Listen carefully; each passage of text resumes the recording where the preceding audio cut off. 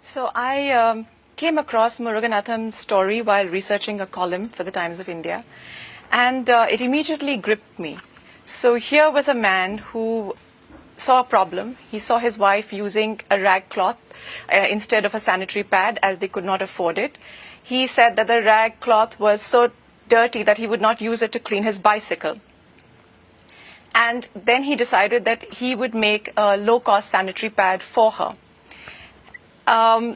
He had many obstacles in this path because first he didn't find any women, since it's a taboo subject, who would help him test out these sanitary pads that he made.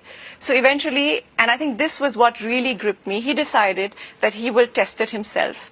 And he put a sanitary pad between his legs. He got a plastic packet of blood and a pipe connected to it.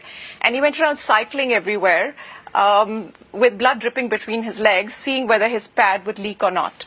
What an amazing story. And didn't he get... I thought it was a remarkable story. And when it was known he was doing this, though, he got a lot of criticism. I guess he embarrassed some of his family and friends.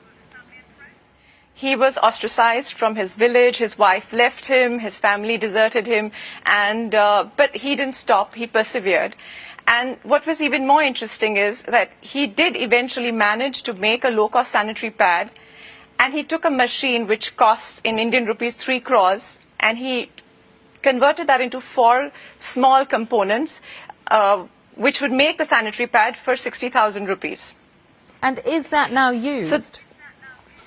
Yes, it's used, and what he does is he sells these machines only to NGOs and women's organizations. So not only do women get a cheap sanitary pad, but they also get a way of earning a livelihood. So I thought this was a story that really needed to reach every household in India and perhaps globally, because I think the taboo around menstruation is not just in India, it's a global problem. So I wrote a book on this, and then unfortunately we are a world of viewers and not readers, and I thought the best way for this to penetrate into most households would be to make a movie.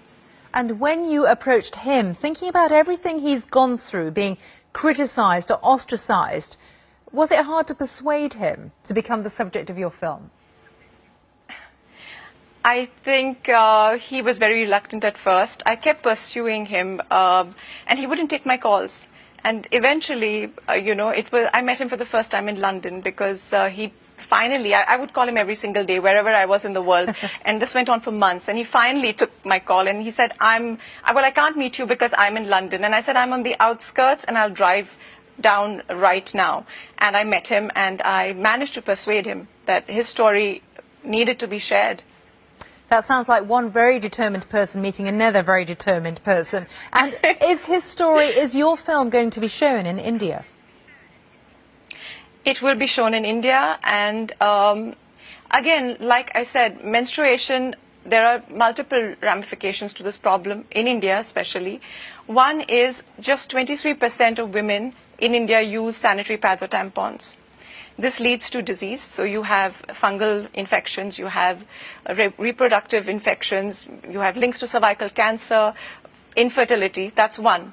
The other thing is we talk about women's empowerment, but the problem is that research is showing us that 20% of schoolgirls drop out once they begin menstruating because they can't afford sanitary pads.